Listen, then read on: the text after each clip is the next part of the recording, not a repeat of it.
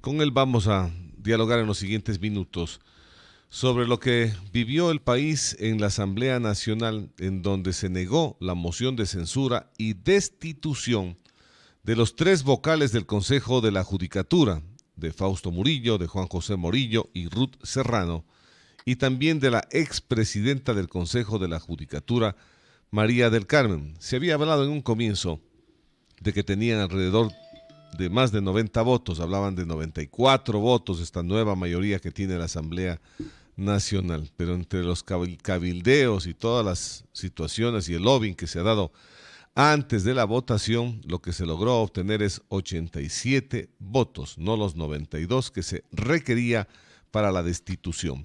Ramiro, buenos días, bienvenido a la ciudad de Cuenca a través de la W y a las provincias del Austro Ecuatoriano y al mundo entero a quienes nos siguen a través de las redes sociales. ¿Qué lectura le deja a Ramiro esta situación que se vive en la Asamblea en donde pretendían destituir a estos tres miembros del Consejo de la Judicatura, a la expresidenta del Consejo de la Judicatura, no obtuvieron los votos? ¿Qué lecturas va dejando en el ámbito político y en la preocupación y en el ambiente también que vive el Ecuador, cuando vamos viendo de que se dan un sinnúmero de eventos, de cosas que la verdad el pueblo no logra entender qué es lo que está pasando? Bienvenido, Ramiro. Muchas gracias, Rubén. Muy amable por la invitación. Siempre un gusto poder estar en este medio y poder dirigirme además a la audiencia del Austro, especial de mi querida Cuenca, a la que tanto debo y que tantos lazos además mantengo.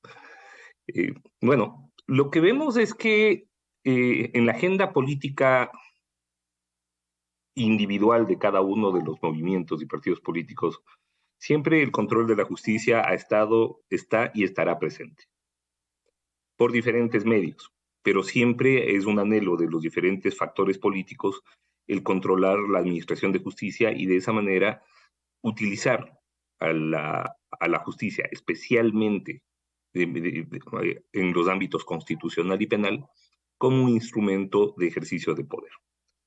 Eso es lo que en líneas generales pues conocemos como metida de mano. La metida de mano puede venir de de una función del Estado o de grupos políticos a través de otra función del Estado. Recordemos que el Partido Social Cristiano pues, se caracterizó durante décadas por el control político de la justicia y a través de esto la utilización de la justicia penal como un instrumento de, bueno, digamos, de ataque contra los grupos políticos contrarios.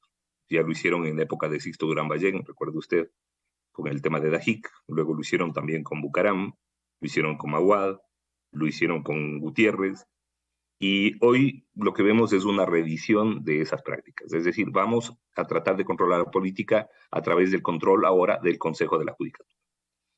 Eso en cuanto a la agenda social cristiana. La agenda correísta, que coyunturalmente pues, va de la mano de las social cristianas, es otra.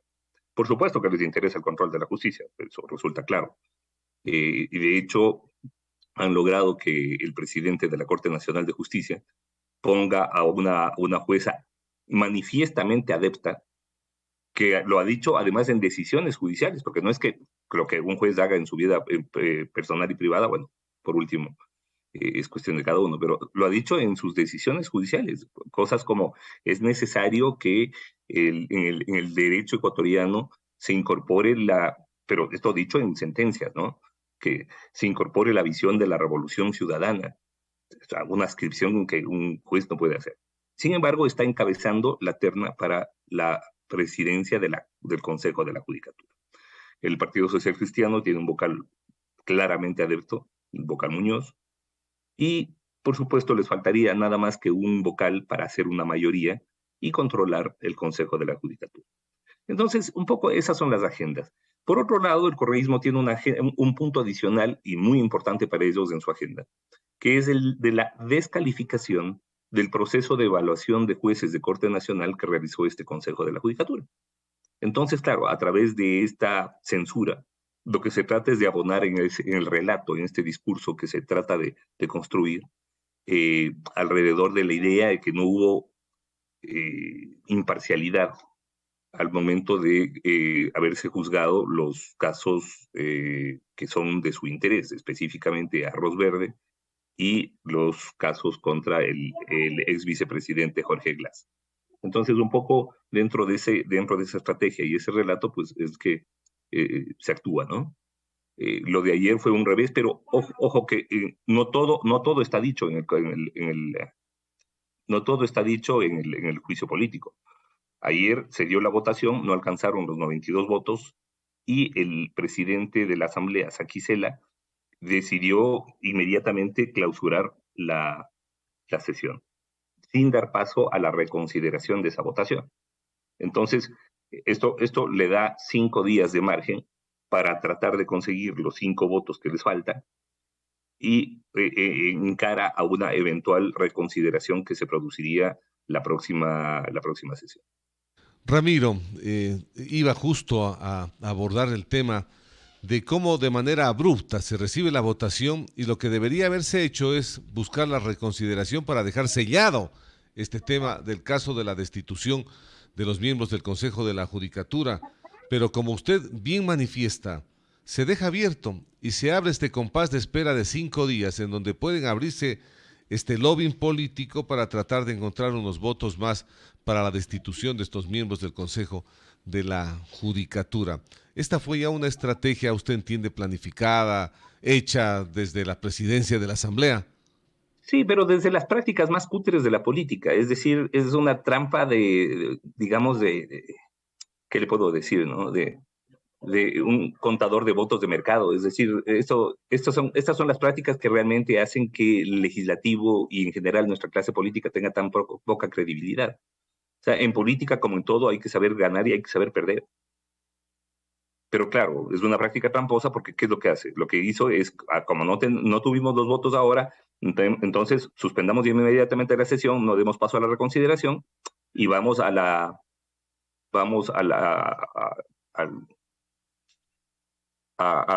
una eventual reconsideración 5 días después, a sabiendas de que faltan 5 votos apenas para lograr los 92 que se requieren para la censura de los vocales del Consejo de la Judicatura. O sea, es decir, estamos asistiendo a un momento de muy baja, yo no diría ni siquiera de bajo nivel, de baja calaña de la política ecuatoriana, ¿no? Y es triste que un legislador que actualmente ostenta la presidencia de la Asamblea gracias a un pacto eh, igual inexplicable desde lo ideológico, ¿no? Un pacto en donde las derechas socialcristianas junto con Pachacutic o una parte de Pachacutic y el correísmo pues decidieron tomarse el legislativo y ahora van por la justicia. Está claro para todos qué es lo que puede hacer el correísmo cuando tiene el control de la justicia. Ya lo probamos 10 años. Nadie, de ninguna manera, en sus cabales puede decir que la Administración de Justicia actualmente se encuentra en niveles ideales, ni mucho menos. No, todo lo contrario, hay muchísimo que hacer. Pero definitivamente, ir por el control político del correísmo y del socialcristianismo de la justicia no es caminar hacia adelante. Ahora viendo el proceso como se dio, viendo el proceso como se argumentó Ramiro, los argumentos que se presentaron, estos audios que se generaron y que se filtraron, usted lo vio a través de las redes sociales de actuaciones de Morillo, básicamente del Consejo de la Judicatura, ¿tuvieron algo que ver o están debidamente fundamentados para buscar la destitución de estos miembros del Consejo de la Judicatura? Ver, bueno. La destitución de un funcionario mediante juicio político debe ser producto de la demostración de los cargos presentados en su contra por los interpelantes. Es decir, en un juicio político se presentan cargos y en base de esos cargos se presentan pruebas y se defienden los interpelados. Lo que hemos visto ayer es una cosa de locos. Trataron de meter este tema de los audios, no es parte del juicio político. El tema del estado de la administración de justicia no es parte del juicio político. El problema es que también es un juicio político muy mal planteado. Y claro, mal planteado y mal probado. Y muy mal sustentado. Si es que los vocales del Consejo de la Judicatura salvan la cabeza, yo creo que tienen que mandar cada uno un ramo de flores al asambleísta Viviana Veloz, porque realmente fue un desastre como interpelante. Y eso es lo que hay. Entonces, claro, viendo que estaba muy mal planteado y viendo que los argumentos eran muy frágiles, por decirlo de alguna manera suave, lo que hicieron es tratar de meter otros argumentos que ya no entraban dentro del juicio político y que no hacían parte del debate que debió darse dentro del este proceso fiscalizatorio de parte de la Asamblea. Se habló también mucho sobre el proceso de evaluaciones de los jueces del Consejo de la Judicatura, de los argumentos que daba Murillo, de que esto al país le está costando mucha plata, que ya le costó 5 millones de dólares y que hay una suma más que se tiene que indemnizar. Sobre este otro proceso también que se mencionó y se dijo dentro del juicio político, que hay jueces que están en sus puestos, pero que realmente no cumplían el mínimo de las calificaciones que debían haberse dado dentro del proceso de evaluación de los mismos para entregar estos cargos, Ramiro. No, a ver, un momentito. El juicio político, el cargo que se presenta sobre la evaluación se basa en la sentencia de la Corte Constitucional. La Corte Constitucional en ninguna parte del voto de mayoría, en ninguna parte, hace referencia a que la evaluación fue ilegítima, que el modo de realizar la evaluación fue ilegítima, que el contenido de la evaluación fue ilegítima. De ninguna manera. El único aspecto por el cual la Corte Constitucional topa o resuelve la inconstitucionalidad de la evaluación es por la temporalidad. Es decir, de acuerdo a la Corte Constitucional, debió haberse respetado el periodo y, en lugar de hacerlo en 2019, debió haberse hecho esto en 2021. Ese es el único argumento que realiza la Corte Constitucional en su voto de mayoría, está para establecer la inconstitucionalidad de la evaluación. Por lo tanto, no es que se ha dicho, se ha querido vender el relato de que la evaluación fue ilegítima, de que fue sesgada, de que fue políticamente dirigida. Todo lo contrario. Es más, vaya usted a YouTube y ahí están los videos de las evaluaciones orales que se hizo. Y eso se lo digo porque yo fui miembro del comité de apoyo, del comité académico de apoyo a la evaluación. Y claro, lo que nos encontramos ahí es que teníamos de jueces a abogados que no podían contestar preguntas que cualquier estudiante de tercer semestre de la carrera de Derecho lo podría hacer, o lo debería hacer. Es decir, jueces que estaban ejerciendo la más alta judicatura en la Corte Nacional, especialmente en materia penal, que no habrían podido pasar un examen de Derecho Penal 1 en cualquier universidad seria, ¿no? Pero es triste esa realidad que usted la desnuda. Es lo que hay. Esos son los jueces que se eligieron a lo largo de los 10 años, de quienes ahora hablan de independencia judicial y de quienes ahora se rasgan las vestiduras diciendo que la justicia está en un muy mal estado. Claro, hemos recibido una herencia nefasta de más de 10 años de metida, y es así metida de mano de la Administración de Justicia. Usted recordará que el Consejo de la Judicatura, presidido por el doctor Yalc, no solamente que por sí y ante sí, sin ninguna declaratoria de jurisdiccional superior, establecía el error inexcusable. Es decir, un ente administrativo se constituía en juez de jueces en cuanto al contenido de sus decisiones. Y en base de eso los destituyen. Y por eso ha habido, lo que no nos dicen es cuántos jueces y fiscales se ha tenido que volver a incorporar, justamente por este tipo de prácticas. Y que también son situaciones de estos errores que le cuestan plata al país, Ramiro. Sí, evidentemente le cuestan plata al país, pero o sea, ya es necesario que se consolide una nueva estructura en la Administración de Justicia. Y en esto sí, hay que decirlo, ni el actual, ni el anterior a ese han hecho un trabajo, digamos, sostenido. Es fundamental cambiar el proceso de designación de jueces. Eso es fundamental. El proceso de designación de jueces nos garantiza que vayan no los mejores, sino, con honrosas excepciones, que por supuesto los hay, quienes ven a la judicatura como un medio de subsistencia. Entonces, claro, aquí lo ideal es tener como jueces a quienes tienen vocación judicial, a quienes quieren vivir de un sueldo ejerciendo justicia, no a quienes les fue mal en el ejercicio profesional y ven a la Administración de Justicia como opción de supervivencia. ¿Cómo garantizamos eso? Con un proceso de designación largo, complejo en el que se vaya tamizando y que los mejores y los que realmente quieran ejercer judicaturas sean los que entren, no cualquiera. Ojo, que los sueldos en la administración de justicia no son nada malos. Pero más allá del sueldo, el tema es la respetabilidad que debe darse a las judicaturas. Respetabilidad que hoy por hoy no tienen. El otro día, le cuento esto como anécdota, pues yo invitaba a unos amigos a mi casa y les consulté, les digo, oye, ¿qué les parece? ¿Por qué no le invitamos a este amigo? Y uno de ellos me dijo, no, hoy es juez.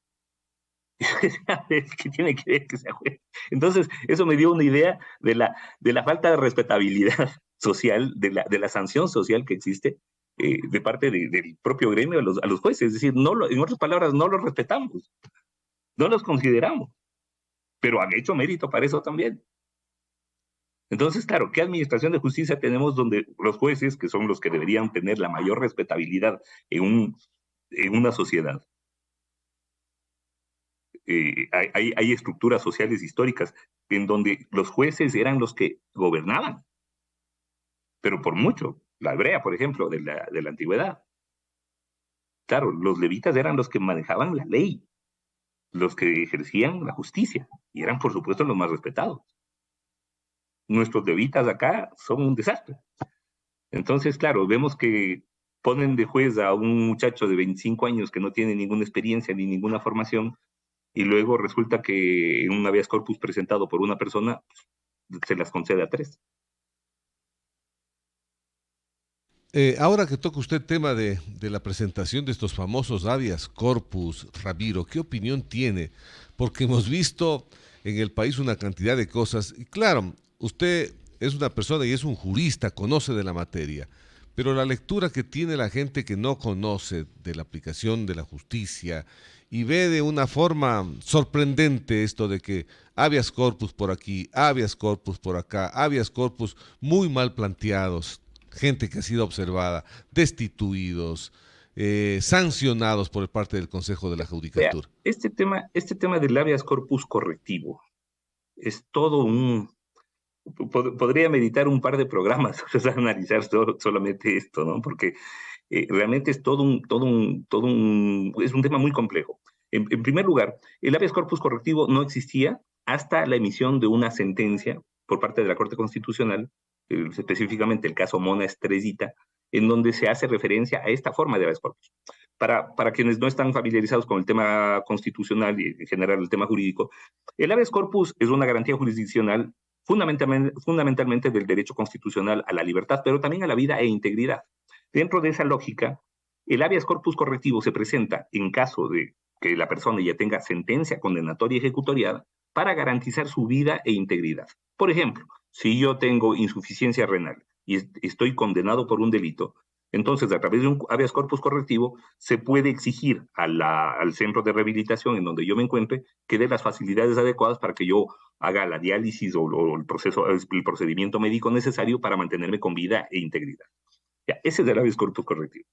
Claro, haciendo una tergiversación total sobre esto, los abogados de Glass, primero que presentan un habeas corpus correctivo en Manglar Alto, provincia de Santa Elena, en donde dicen, como el señor Glass está viendo alucinaciones, ve sangre en las paredes, teme por su vida, entonces concédele el habeas corpus. Y claro, se considera un juez pícaro, cuencando lastimosamente, que concedió este habeas corpus correctivo y no pudiendo hacerlo ni siquiera por jurisdicción, porque Glass, todos sabemos, estaba metido en la Tacunga y los habeas corpus tienen que presentarse en el lugar donde la persona se encuentre privada de libertad. Bueno, en base de esto, una cantidad de abogados, especialmente los vinculados con el narco, dijeron, nos encontramos la veta de oro. Perfecto, ahora vamos a sacar a todos los grandes narcos bajo la fórmula del habeas corpus correctivo y así salió el segundo a bordo de los choneros, salió la esposa de un narco que está extraditado en los Estados Unidos y salieron varias personas. Producto, claro, dijeron, obviamente, si le dieron a Glass, nos dan a nosotros. Y en efecto hubo jueces que les otorgaron esos habeas corpus. Ante la reacción social, el Consejo de la Judicatura reacciona también y los jueces de corte provincial tiran abajo esos habeas corpus, incluido el de Glass. Producto de esto, un montón de jueces destituidos. Producto de esto, abogados asesinados. Hubo uno en Esmeraldas, hubo uno en Los Ríos y uno en Guayas. Siempre debe ser un poco complejo para el abogado narco explicarle a su cliente que la cosa falló con todo el dinero que seguramente corrió por medio. Entonces, claro, eso es para escribir no un libro de derecho, sino un libro de suspenso policiaco, un thriller sobre este tema de los habeas corpus, pero es una cosa tétrica. Abogados asesinados en el centro de Guayaquil a la mitad, a media mañana. Una cosa, pero de horror.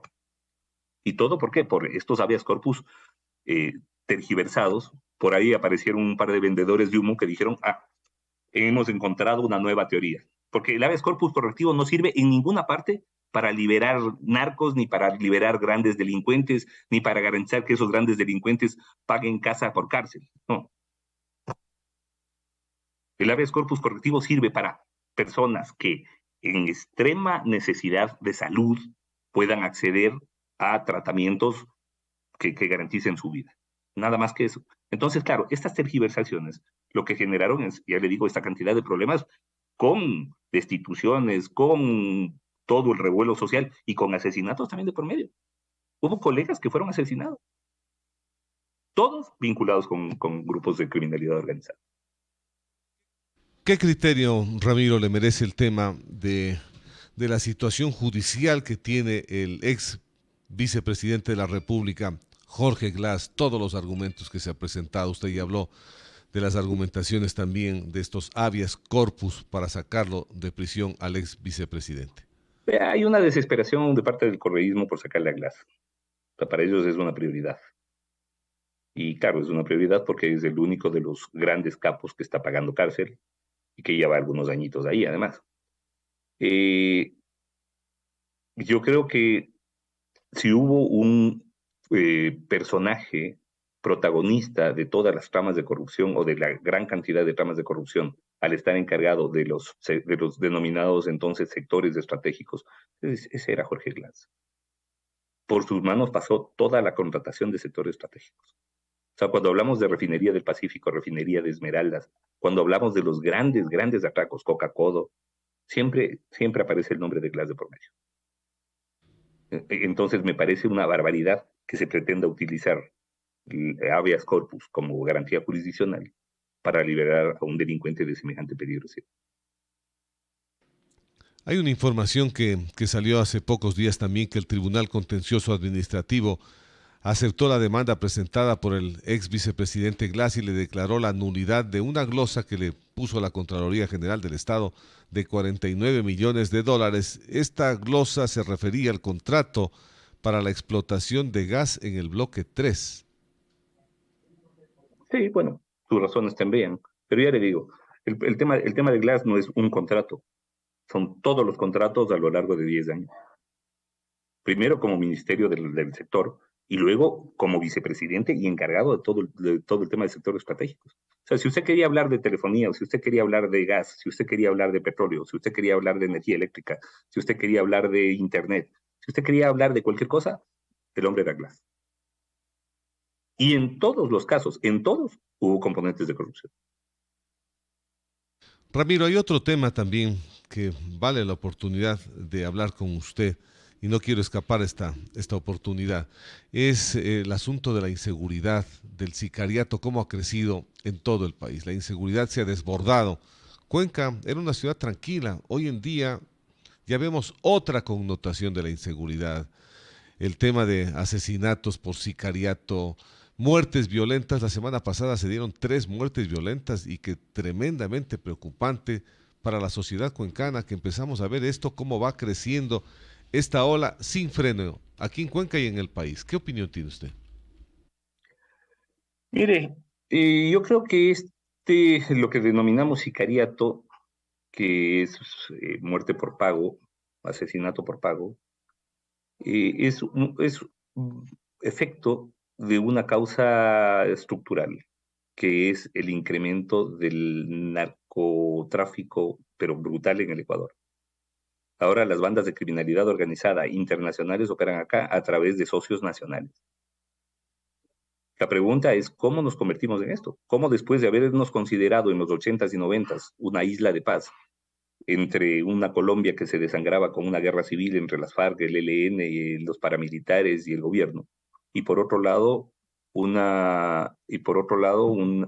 Perú que también se desangraba entre una guerra entre Sendero Luminoso y el Estado. Nosotros no teníamos eso y claro, a la final lo que teníamos era delincuencia común, delincuencia de calle y ya está. Ahora vemos que los niveles de violencia han recrudecido impresionantemente. Y fundamentalmente se debe a esta guerra de bandas de criminalidad organizada que resuelven sus problemas por vía del sicariato. Ramiro, le agradezco. Un abrazo en la distancia, muy amable por haber estado en la W. Buenos días. Gracias a usted por la invitación y un fuerte abrazo para todos mis queridos amigos de Cuenca. Gracias al abogado Ramiro García Falconi. Importante, ¿no? Siempre el aporte que tiene él será importante en los espacios informativos que es consultado y es entrevistado.